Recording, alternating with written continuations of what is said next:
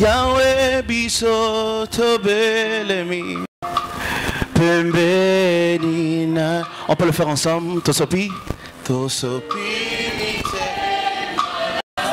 Dis le biso. Dis maintenant Tolingi Koloba. Tolingi. Osali. Yahweh Nzambe. Loba sikoyo Kembo. Loba sikoyo Yahweh bolingo na yo etonzi mokili. Etonzi mokili.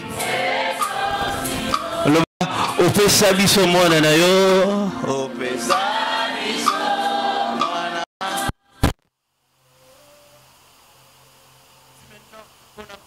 La biso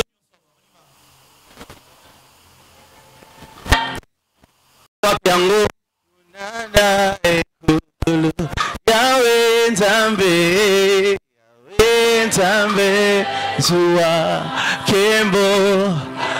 Le basiko Yahweh bilakana yo ekokisamaka. Yahweh on y va. Yahweh bilakana esalaka nini ekokisa naba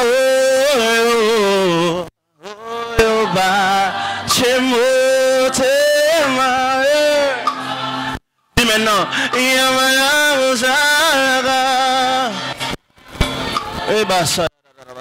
Yagitoko Bezaga, Oyo Bezaga,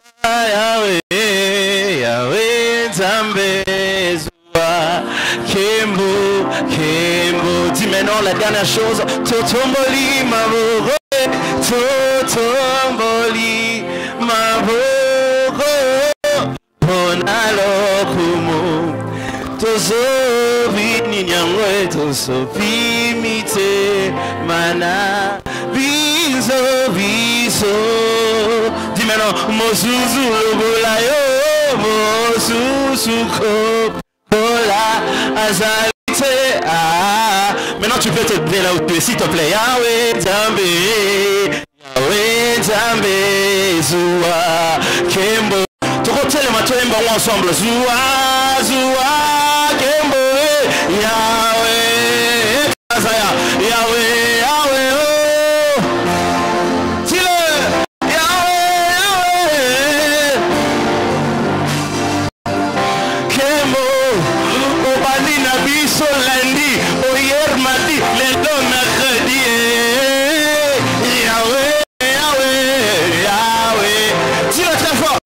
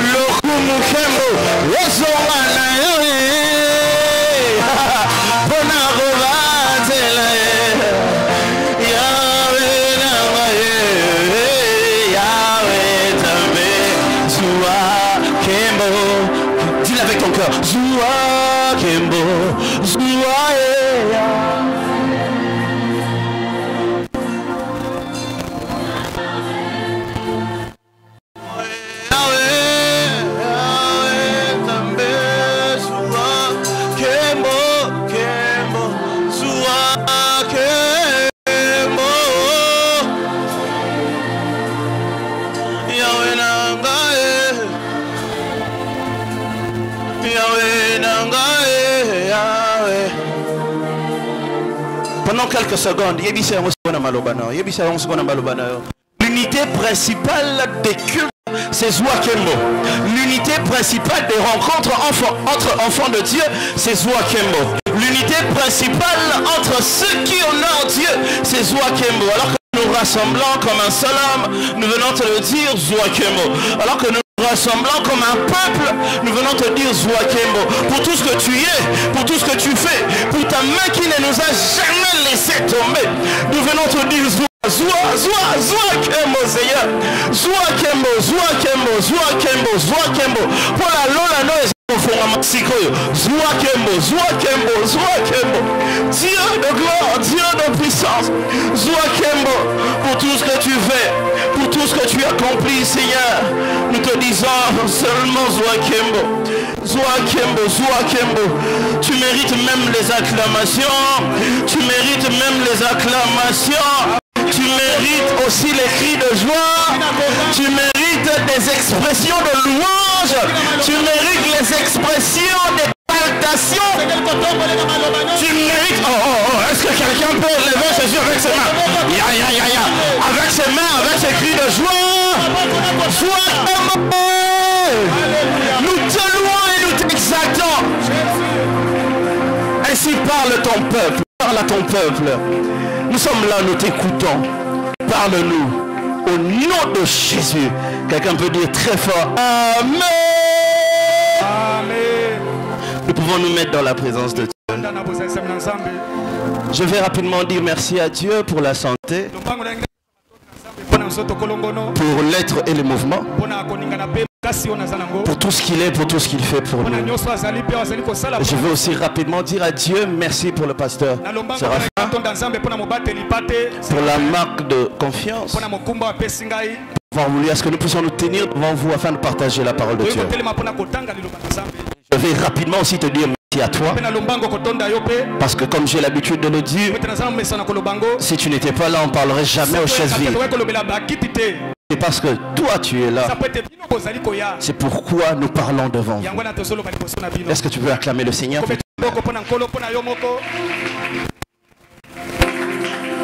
Amen. Alors depuis le lundi, nous avons commencé un thème merveilleux que nous connaissons déjà très bien. Que l'on sache que tu es Dieu. Que l'on sache que tu es Dieu.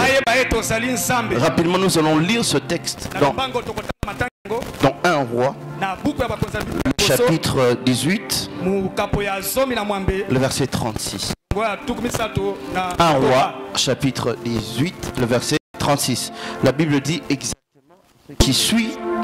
Au moment de la présentation de l'offrande, Élie, le prophète, s'avança et dit: Éternel, Dieu d'Abraham, Dieu d'Isaac, que l'on sache aujourd'hui que tu es Dieu en Israël, que je suis ton serviteur et que j'ai fait toutes ces choses par ta parole, parole du Seigneur. Alors que nous venons de lire un texte que nous connaissons déjà très bien. Un texte merveilleux. Nous enseigne beaucoup de choses. Mais nous allons tirer quelques vérités, certaines choses qui sont en train d'attirer notre attention dans cette histoire d'Élie que nous connaissons très bien. Et depuis le lundi, on était en train de nous expliquer cette histoire d'Élie. Il s'agit clairement d'une situation où le peuple d'Israël se trouve dans la sécheresse. Parce que de la bouche d'Élie, il dit que la pluie s'arrête. Et ainsi pendant plusieurs années, 3 ans et demi exactement. Et la pluie n'a pas été visible pendant toutes ces années-là. Et il y a eu une grande sécheresse. Parce qu'il fallait que le peuple revienne à Dieu. Et il fallait que le peuple puisse retourner vers Dieu. Et ici je voudrais dire à une personne ceci: à chaque fois que tu t'éloignes de Dieu, dans la personne que Dieu a choisie, il y a quelque chose de malheureux qui arrive toujours.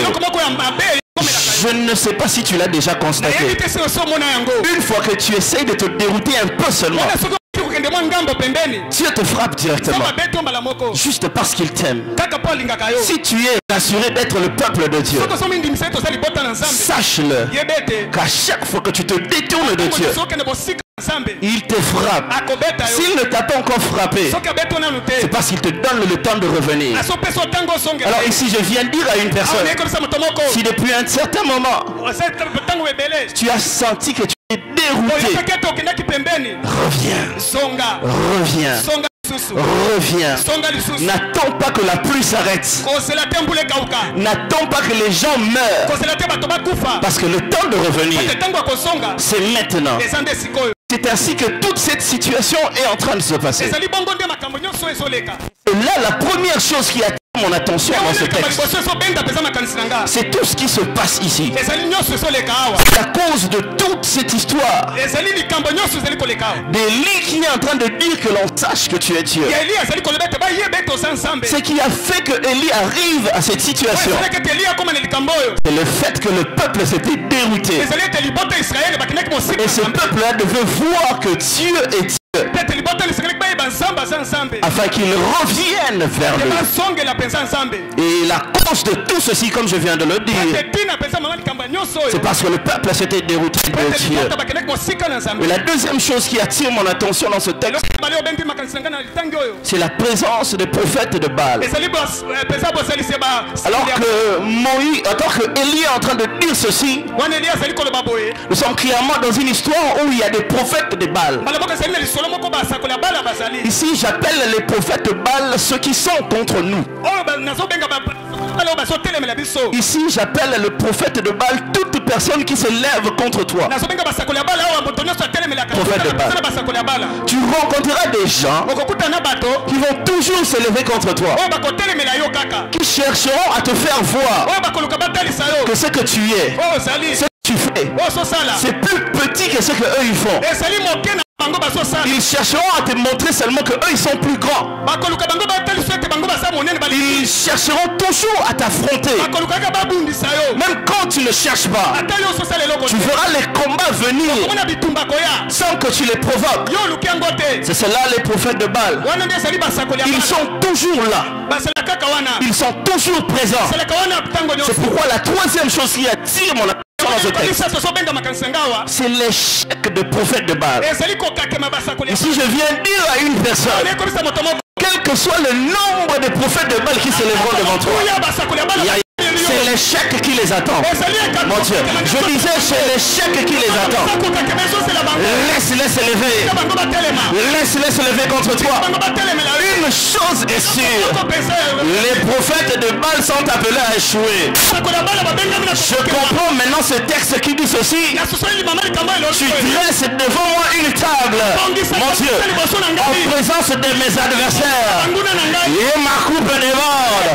Je prie que devant les prophètes de Baal, que ta coupe déborde, que ta coupe déborde.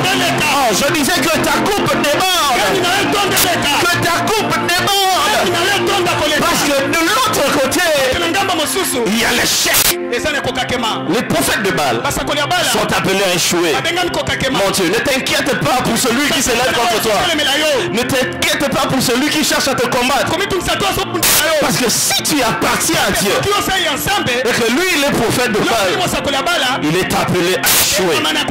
Oh, je disais, il est appelé à échouer. Et cet échec fait à ce que le peuple d'Israël puisse rejoindre Élie. Mon Dieu, cet échec a fait à ce que tout celui qui croyait que Élie était le faux commençait à comprendre maintenant que c'est Élie qui est le vrai. Quand le prophète de Baal échoue, les gens comprennent que c'est toi qui disais la vérité. Mon Dieu, quand les prophètes de Baal échouent, les gens comprennent que c'est toi le vrai. C'est lui pour qui nous devons prier Dieu afin qu'il fasse du bien. C'est toi. C'est lui que nous devons suivre. C'est toi. C'est lui que nous devons chercher. C'est toi. Laisse les prophètes de Baal échouer, parce que ça fera assez que les cœurs de ceux qui étaient détournés à toi reviennent vers toi. Oh, le cœur du chef qui était détourné à toi ezongela yo naobondela nzambe peuple d'Israël bazongela yo nzambe naobondela nzambe bafaveur ya mitema bato mosusu ezongela yo naobondela nzambe mitema bato ekimaki yo ezongela yo naobondela nzambe bato bandosala bolamu wana o bakimaki yo wana bazongela yo parce que l'échec du prophète de Baal se rend de plus en plus visible. L'échec du prophète de Baal fait à ce que ceux qui étaient loin de toi viennent vers toi. La quatrième chose qui a attiré mon attention dans ce texte, c'est ce que Élie est en train de dire. Élie dit ceci, que l'on sache que tu es Dieu. C'est ce qui intéresse mon attention. Tu es Dieu.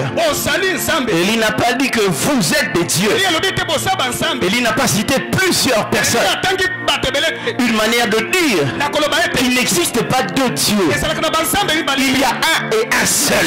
Mon Dieu, je disais il n'existe pas deux dieux. Il y a un et un seul. Et c'est le Dieu que tu sers. Je disais, et c'est le Dieu que tu sers. Élie le dit pour démontrer que le Dieu qui est seul et unique, c'est son vrai Dieu, c'est son Dieu. Le vrai Dieu, c'est le Dieu qui l'a emmené. Le vrai Dieu, c'est le Dieu avec qui il marche. Le vrai Dieu, c'est le Dieu que lui il présente. Dieu y est Dieu. Une manière de dire que l'Éternel est le seul et l'unique Dieu.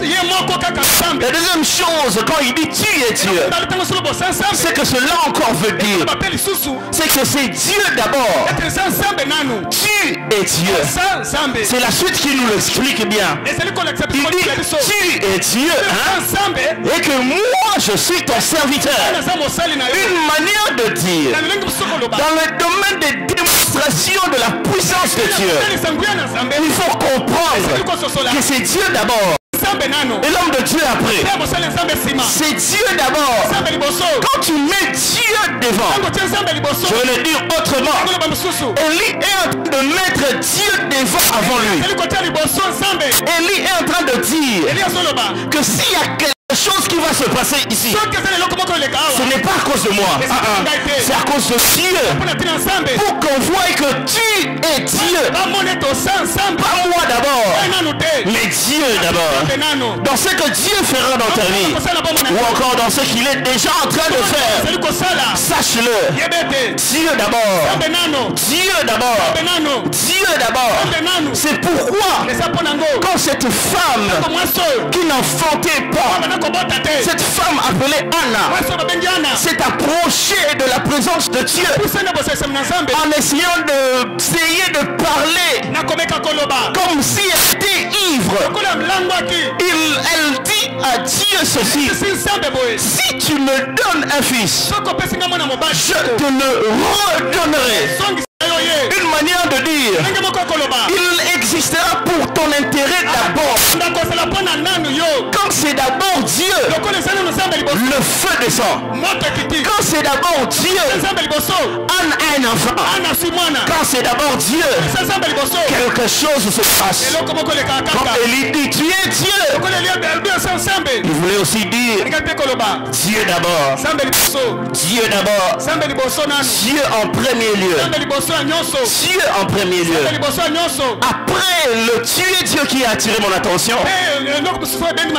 la cinquième chose qui a encore attiré mon attention, c'est que Élie ajoute de plus en plus d'eau. Ce qui est tellement bizarre dans cette situation-là, normalement, on devait éviter de mettre de l'eau. Mais Élie était en train d'ajouter de plus en plus l'eau pour démontrer une chose, l'assurance qu'il avait. Même si j'ajoute de l'eau, le feu descendra toujours. Mon Dieu. L'assurance qu'il avait, quelle que soit la complication qui serait ici, le feu descendra. Je comprends maintenant la Bible quand elle dit ceci: Abraham espéra contre toute d'espérance. Alors que tout ce qui était devant lui lui interdisait d'espérer, Abraham a encore espéré. Mon Dieu, je viens de dire à une personne ceci. Espère encore, espère encore. Je disais, espère encore. Parce que le Dieu que tu cherches, il a la possibilité de faire descendre le feu. Et lui ajoute beaucoup d'eau pour dire au prophète de Baal, je suis sûr de mon Dieu. Même si l'eau était à une grande quantité ici, le feu descendra. Et l'assurance d'Élie était d'abord posée sur une chose. Premièrement, sur la relation qu'il avait avec Dieu. C'est ici mon sous-thème. L'assurance d'Élie. L'assurance d'Élie. Élie était sûr que le feu descendra. Pourquoi? À cause de sa relation qu'il avait avec Dieu. À cause de sa communion avec Dieu. À cause de l'alliance qu'il avait avec Dieu. À cause de ce qu'il partageait avec Dieu. Ainsi, étant chrétien, nous devons faire de tout notre mieux pour garder cette relation avec Dieu. Parce que si le feu pourra descendre, ça sera à cause de cette relation avec Dieu. Si quelque chose se passera, c'est à cause de cette relation avec Dieu. En tant que chrétien, notre relation avec Dieu doit être basée premièrement sur la foi en Dieu. D'abord, la foi en Dieu. La relation avec Dieu est d'abord basée sur la foi qu'on a envers Dieu. C'est pourquoi la Bible dit personne ne peut être agréable à Dieu s'il ne croit pas en Dieu. Tu dois d'abord avoir foi au Dieu qui peut ouvrir le ciel. C'est sur ça que doit être basée d'abord ta relation avec Dieu. Ta relation avec Dieu doit être basée sur la foi. La deuxième chose qui peut être la base de ta relation avec Dieu, la vie de méditation de la parole de Dieu.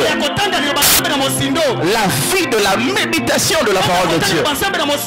Tu as une relation avec Dieu, mais pose-toi une question. Est-ce que j'ai l'habitude de méditer la parole de Dieu? Je veux que le ciel puisse s'ouvrir. Je veux que des choses puissent se passer. Mais est-ce que je médite cette parole? La Bible dit ceci. Tu es en train de parler à Josué, un texte que nous connaissons tous, que ce livre de la loi ne s'éloigne point de ta bouche.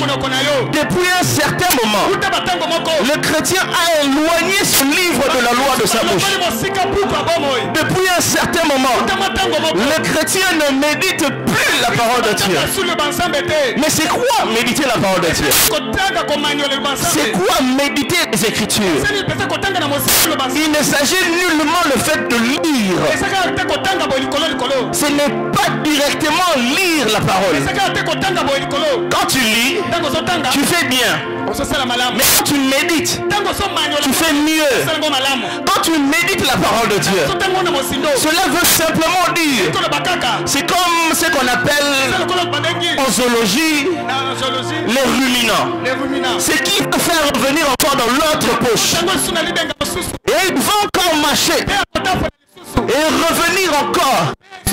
Et c'est là que la digestion va se faire. La méditation de la parole de Dieu veut simplement dire, quand tu lis, tu dis je suis la tête et non la queue. Tu le lis dans la parole de Dieu. Mais ne t'arrête pas là à lire. Même quand tu marches, que dans ta tête que cette phrase reprenne. Ça doit se répéter à tout moment. Je suis la tête et non la queue. Je suis la tête et non la queue. Pourquoi? Parce que la méditation formate ton esprit. La méditation formate ton âme. La méditation enlève les pensées que tu avais quand tu étais dans le monde. La méditation enlève le cœur que tu avais d'abord dans le monde. Si jusqu'à aujourd'hui, tu as cette facilité d'insulter, tu as cette facilité d'insulter, ce n'est pas d'abord parce que tu pries pas, c'est parce que tu ne médites pas la parole de Dieu. Si tu méditais la parole de Dieu, tu aurais compris qu'on n'insulte pas, parce que tout injure est interdit dans la parole de Dieu. Si à chaque fois tu as l'impression que tu es disposé à faire le mal, alors que tu dois d'abord faire le bien, c'est parce que la méditation de la parole de Dieu te manque. Élie comprenait ces choses. Il connaissait ces choses. C'est pourquoi il a dit, le Dieu d'Abraham, le Dieu d'Isaac et le Dieu d'Israël. À cette époque, il est écrit aucune part le Dieu d'Israël quelque part. C'est parce que Élie avait dans sa tête la notion des Écritures. Tu ne pouvais jamais dire le Dieu d'Abraham, le Dieu d'Isaac et le Dieu d'Israël si tu n'avais pas l'écriture dans ta tête. Parce qu'il n'y avait pas d'écrit écrit. Les écrits te permettaient d'abord de lire. Mais Élie n'avait pas besoin de lire. Parce que dans sa tête, il avait tous les jours le Dieu d'Abraham, le Dieu d'Isaac, le Dieu d'Israël. Frères et sœurs, apprenons à méditer la parole de Dieu. Ne t'arrête pas seulement à lire, mais médite-le jour et nuit. Médite-le jour et nuit. Médite-le jour et nuit. Le ciel s'ouvrira. Le feu descendra. Si tu sais méditer qu'il est écrit, le ciel s'ouvrira, le feu descendra. Redis cela dans ta pensée. Redis cela dans ta pensée. C'est cela la méditation de la parole de Dieu. Quand tu lis une écriture, rassure-toi que tu vas méditer. Tu vas méditer. Tu vas répondre ça dans ta pensée. C'est cela la méditation. La méditation, j'insiste, consiste à répondre plusieurs fois la pensée des Écritures dans ta tête. Et c'est là que tu diras seulement que j'ai médité. C'est là que tu diras j'ai médité la parole de Dieu. La troisième chose dans la relation de Dieu, c'est qu'il nous permet de dire que nous sommes en relation avec Dieu. C'est la vie de prière. La vie de prière. La vie de prière, j'insiste. La Bible dit ceci. Celui qui prie, il peut tout. Quand tu pries, tout est possible pour toi. Quand tu pries, les choses extraordinaires te sont accordées. La Bible dit ceci. Nous tous qui le visage découvert, contemplons comme dans un miroir la gloire du Seigneur. Nous sommes transformés en la même image. La contemplation, c'est exactement ça la prière. Quand tu pries, tu contemples la gloire de Dieu. Quand tu pries, tu contemples la présence de Dieu.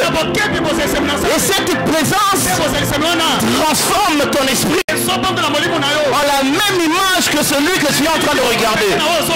Si tu regardes le Dieu puissant, le Dieu puissant devient ton Dieu puissant à toi. Si tu contemples le Dieu grand, cette grandeur t'est aussi accordée. Parce que la Bible dit, nous qui contemplons, nous sommes transformés en la même image. Nous sommes transformés en la même image. Et cela se fait de gloire en gloire. Tu veux voir une gloire et vivre la gloire supérieure? Entre en prière. Je disais, entre en prière.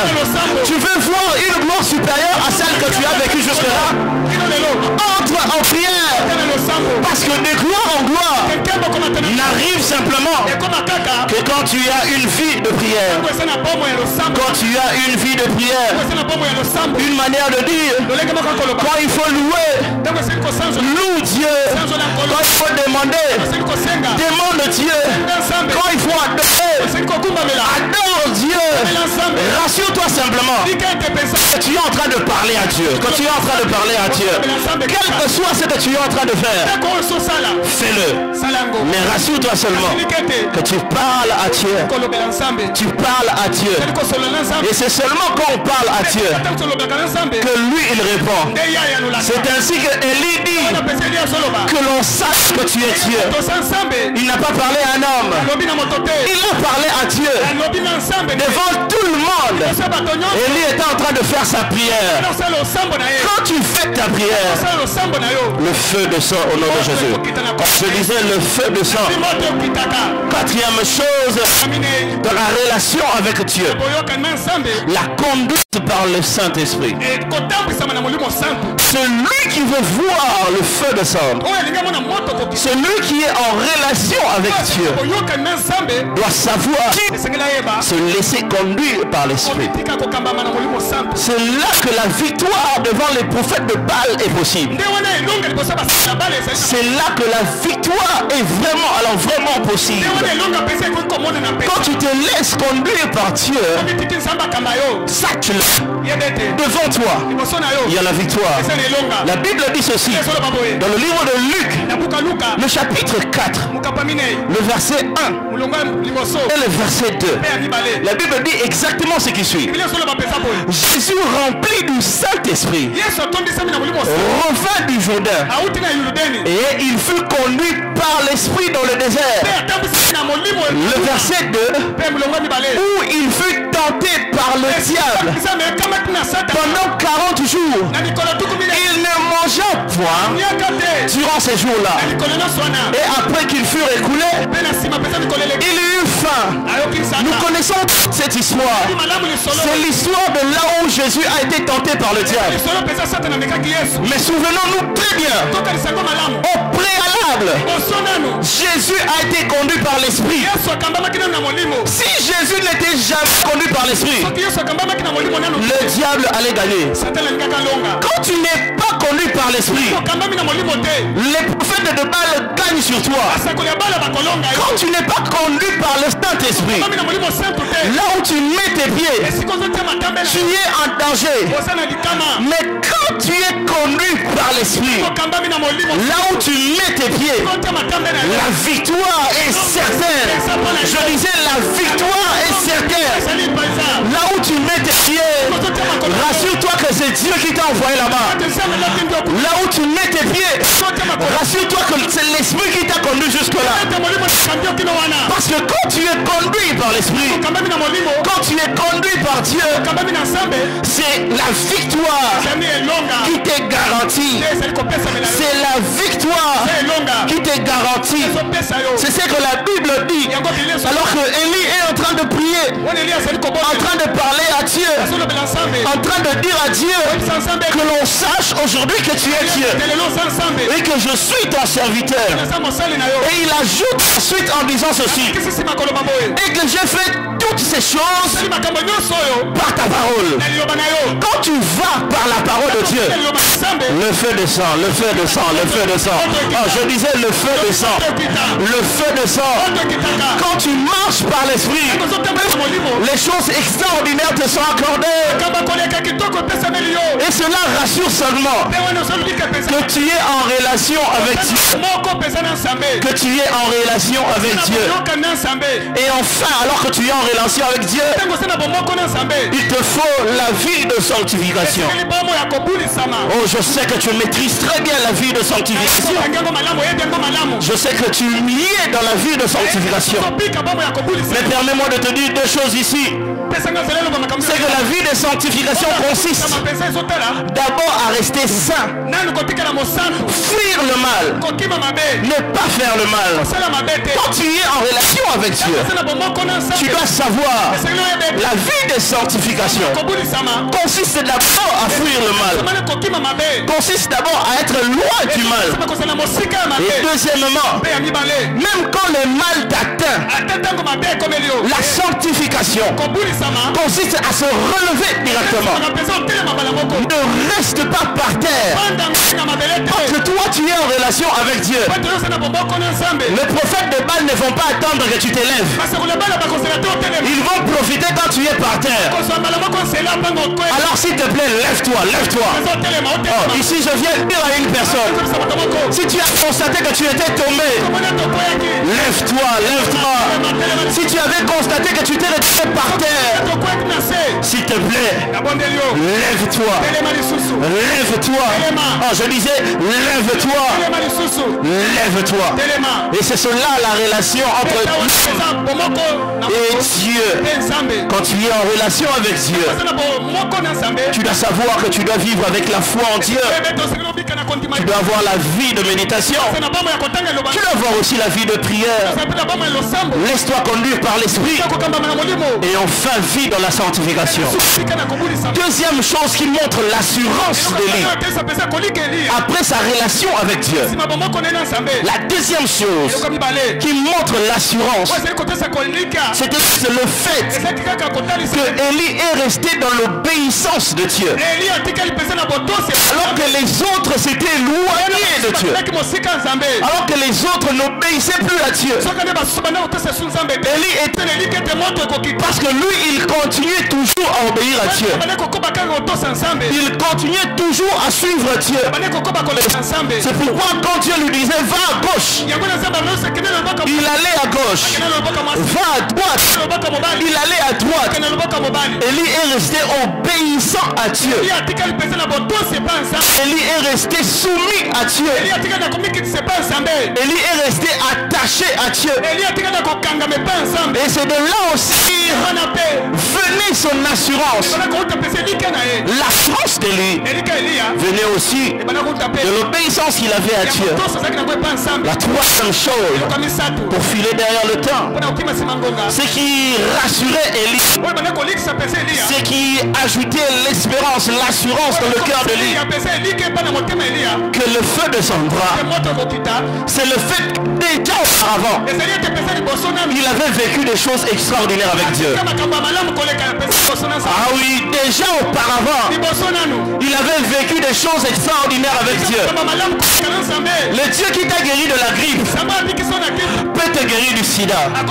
Le Dieu qui t'a donné le mariage peut te donner des enfants. Le Dieu qui t'a guéri avant peut encore te guérir aujourd'hui. Élie était sûr que le Dieu qui m'a donné à manger avec cette femme sunamite, il fera descendre aussi de feu. Le Dieu qui a ressuscité l'enfant mort, c'est le même Dieu qui peut aussi descendre le feu aujourd'hui. Je viens de dire à quelqu'un, le Dieu qui a fait des choses extraordinaires avec toi dans le passé, le Dieu là n'est pas encore mort.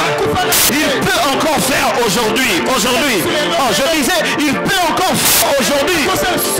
Alors qu'il t'avait donné un travail, sans que les prophètes de Baal s'élèvent pour combattre ton travail. Celui qui t'a donné le travail te donnera aussi la victoire. Je disais, celui qui t'a donné le travail te donnera aussi la victoire. Le Dieu que tu appelles, le Dieu que tu pries, le Dieu qui t'a fait du bien dans le passé, il peut encore le faire aujourd'hui.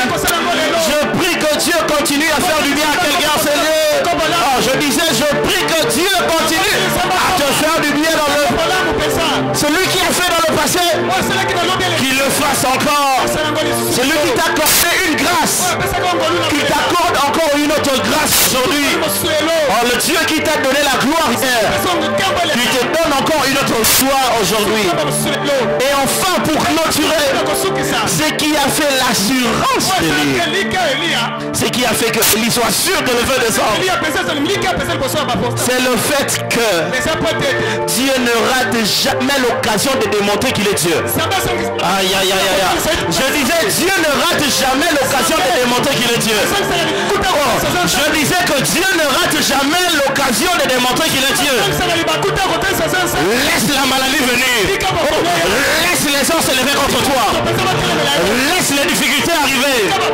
Ce ne sont que des occasions pour Dieu de démontrer qu'il est Dieu dans ta vie. Je lève ma main droite. Je prie que Dieu démontre qu'il est Dieu dans ta vie au nom de Jésus. Oh, je disais qu'il démontre qu'il est Dieu dans ta vie. Écoutez ce que la Bible dit dans le livre d'Ésaïe. Ésaïe chapitre 45. Le verset 1 jusqu'au verset 6. La Bible dit exactement ce qui suit. Ainsi parle l'Éternel. On peut le lire ensemble. On y va. Ainsi parle l'Éternel à son oint, à Cyrus, qu'il tient par la main pour terrasser les nations devant lui et pour relâcher la ceinture des rois, pour lui ouvrir les portes afin qu'elles ne soient plus fermées. Le verset 2, je marcherai devant toi, j'aplanirai tes chemins, le chemin montueux, je romprai les portes des reins. Aïe, aïe, aïe, aïe, aïe.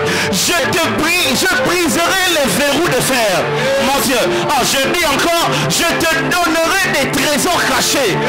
Je te donnerai des trésors cachés, richesses enfouies, afin que tu saches, afin que tu saches, oh je disais, afin que tu saches l'Éternel. Je suis l'Éternel qui t'a appelé. Je suis l'Éternel qui t'appelle par ton nom, le Dieu d'Israël. Le verset 4, pour l'amour de mon serviteur Jacob et d'Israël, mon élu, je t'ai appelé par ton nom, je t'ai appelé avec bienveillance avant que tu ne me conduises. Le verset 5, je suis l'Éternel et il n'y en a point d'autre hors de moi, il n'y en a point de Dieu. Je t'ai saint avant que tu ne me connuisses. La Bible dit maintenant au verset 6, c'est afin que l'on sache du soleil levant, du soleil couchant, que hors de moi il n'y a point de Dieu. Je suis l'Éternel. Oh, je disais, je suis l'Éternel et il n'y a point d'autre. Je prie que les verrous s'ouvrent dans ta vie au nom de Jésus. Oh, je disais que les fers puissent être brisés au nom de Jésus. S'il y a des fers, c'est parce que Dieu est prêt à démontrer qu'il est Dieu. Oh, s'il y a des portes en errant, c'est parce que Dieu veut sauter sur l'occasion pour montrer qu'il est Dieu. Que Dieu saute sur l'occasion de ta maladie au nom de Jésus. Oh, je sais que Dieu saute sur l'occasion de ta maladie au nom de Jésus. Que Dieu saute sur l'occasion de ton chômage au nom de Jésus. Que Dieu saute sur l'occasion au nom de Jésus. Tout ce que tu vois de malheureux qui t'arrive, ce ne sont que des occasions pour que Dieu démontre qu'il est Dieu. Et il ne rate jamais sa cible. Ah, je disais, il ne rate jamais sa cible. C'est pourquoi il dit, alors qu'il était en train de voir cet aveugle avec ses disciples, je suis dans Jean chapitre 9, le verset 1 jusqu'au verset 3. La Bible dit ceci, alors que Jésus a vu cet aveugle avec ses disciples, les disciples posent la question à Jésus, mais Seigneur, cet aveugle est aveugle depuis la naissance, mais pourquoi? C'est parce qu'il a péché. Jésus leur dit, c'est pas parce qu'il a péché, moi encore parce que ses parents ont péché. C'est pour que la gloire de Dieu, la gloire de Dieu, la gloire de Dieu, mon Dieu, la gloire de Dieu se démontre. Oh, c'est l'occasion pour Dieu de te faire du bien. Ce séminaire n'est qu'une occasion pour Dieu de te faire du bien.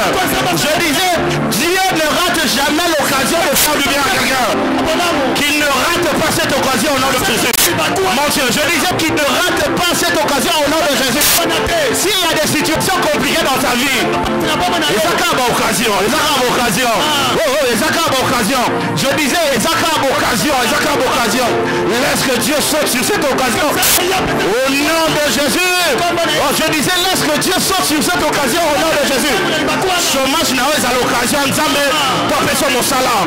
Oh, chômage n'a pas à l'occasion pour Nzambe, après mon salaire. Je disais, guérison et l'andaïo au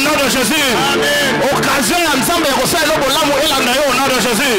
Je disais, au nom de... Est-ce que je parle à quelqu'un ce soir? Est-ce que quelqu'un peut se lever là où il est et commencer à dire à Dieu, ma maladie c'est une occasion pour toi de me faire du bien. Chômage n'en est pas occasion. Dieu sait l'amour.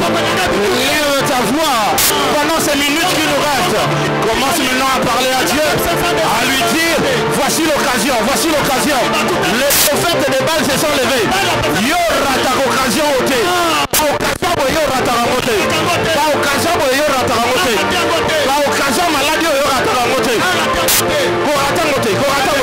Parle à Dieu, parle à Dieu, parle à Dieu, parle à Dieu.